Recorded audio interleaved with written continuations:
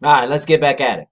So, throughout much of the 20th century, Mexican Americans have been limited to the less desirable low wage jobs. When we talk about split labor markets, they've clearly been adversely impacting those of Hispanic origin, especially Mexican Americans.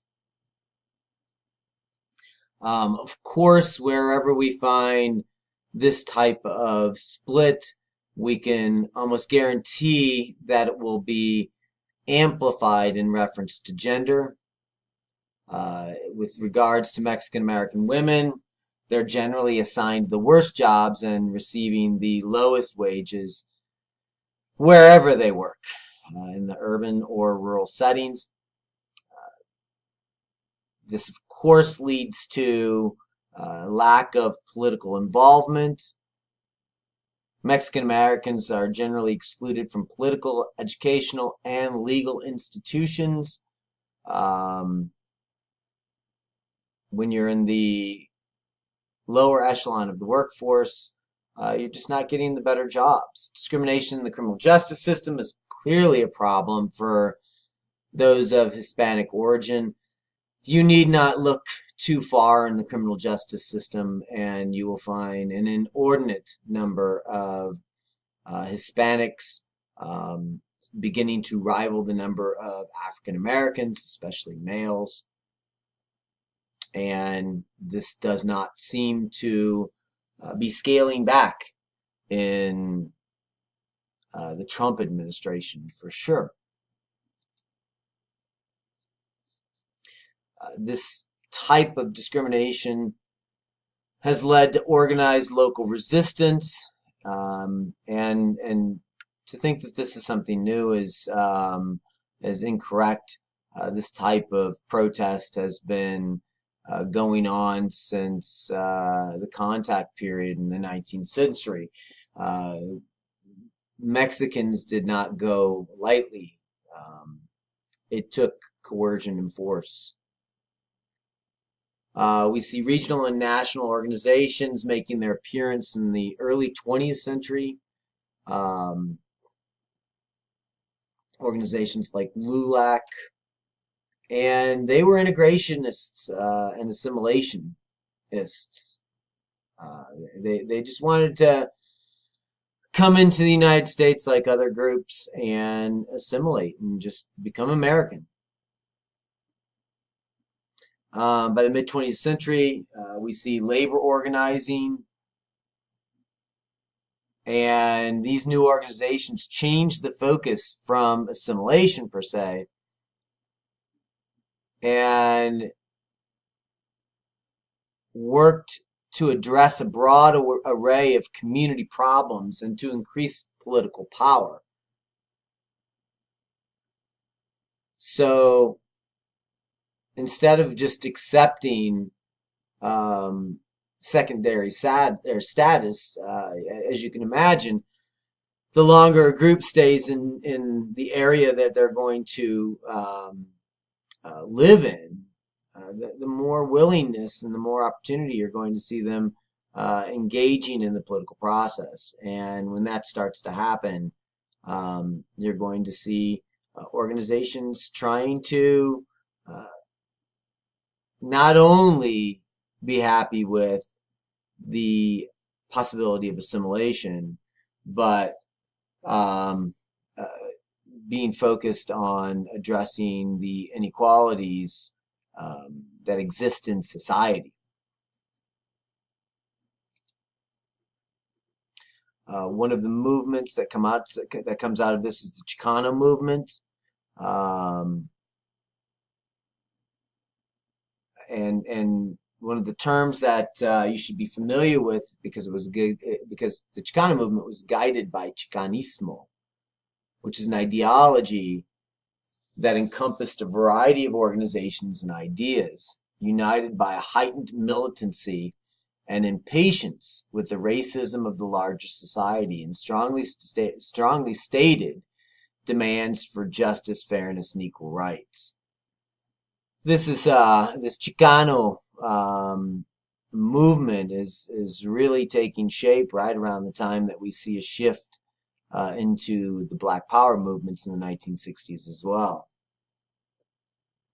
The movement itself questioned the value of assimilation, as you can imagine, and increased awareness of the continuing exploitation of Mexican Americans.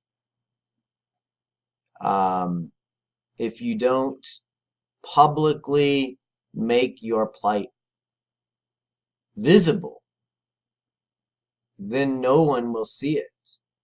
And so by raising awareness on the conditions that Mexican Americans were living in at that time, as well as African Americans were living at that time, certainly was a lever to get people from the dominant to begin to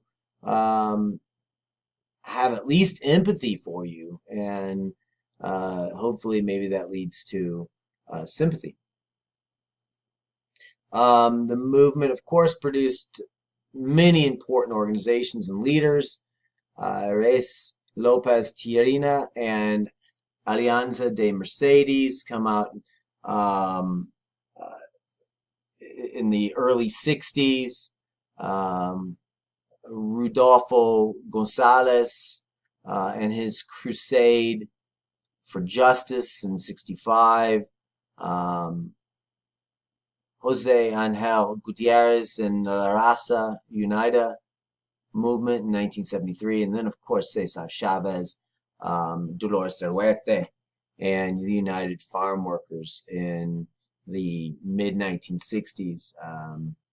And it, as you will see in a video, that movement took a long time to take shape, even though it was successful in the end.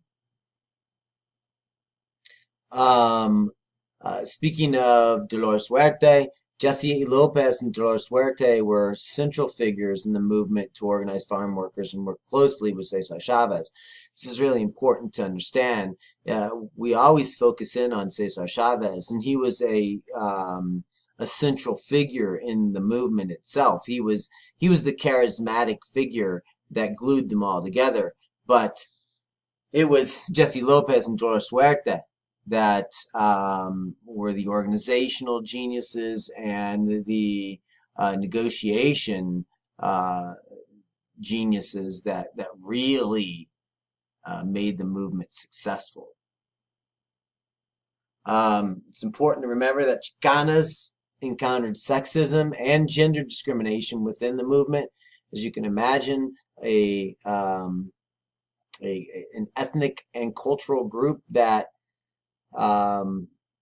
is all of the groups that comprise what we consider Hispanic have a level of machismo within that culture. You can imagine that sexism is going to be something that is present even in the struggle for equal rights. With that being said, Chicanas helped to organize poor communities and worked for welfare reform. It's clear if you allow for the empowerment of women, what you generally see is the betterment of community and the betterment of family. Continuing issues that are plaguing Mexican Americans: domestic violence, childcare, of course, the criminal victimization of women, racial and gender oppression that limits women of all minority groups. These things impact almost every dominated group.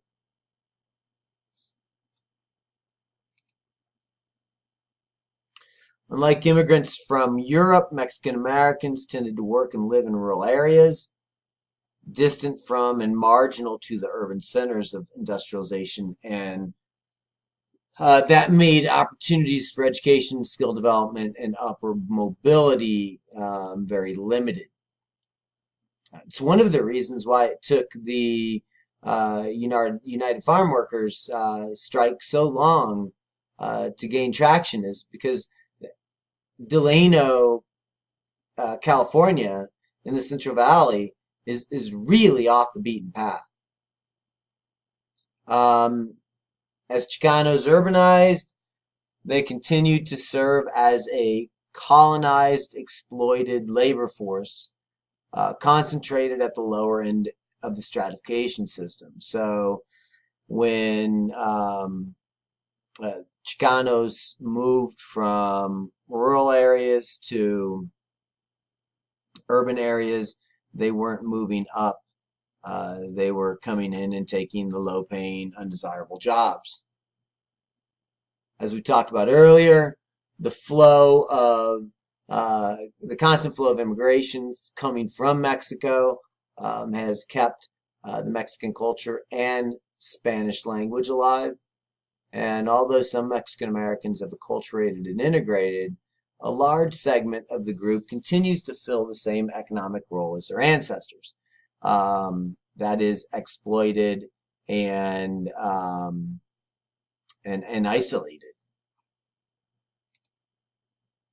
Another group are Puerto Ricans.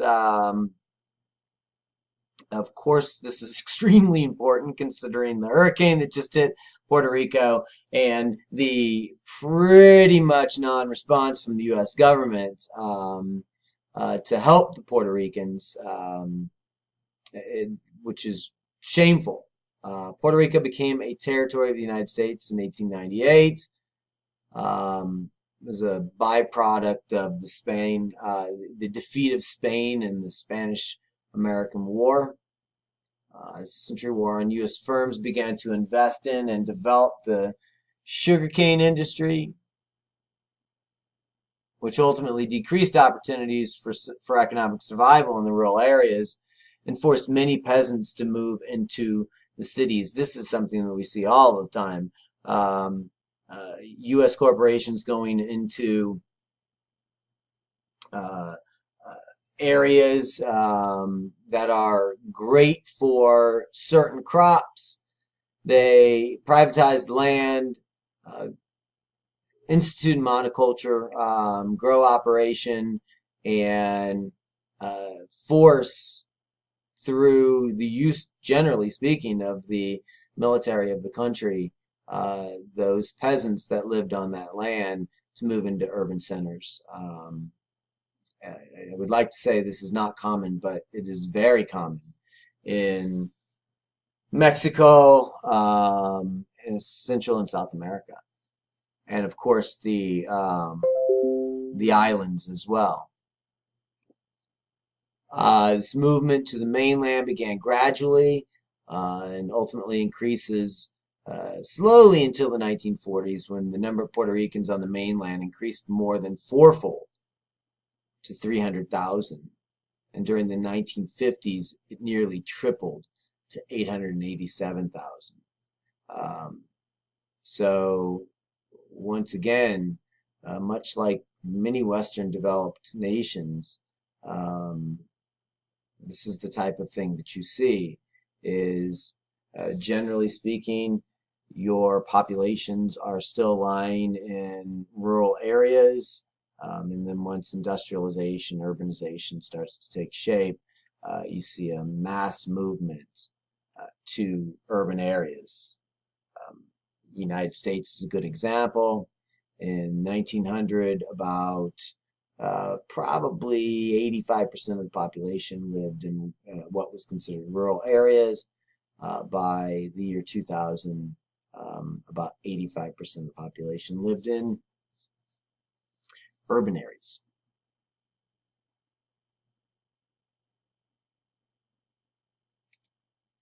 Puerto Ricans became citizens in 1917, which facilitated their movement. Of course, unemployment was a major problem on the island.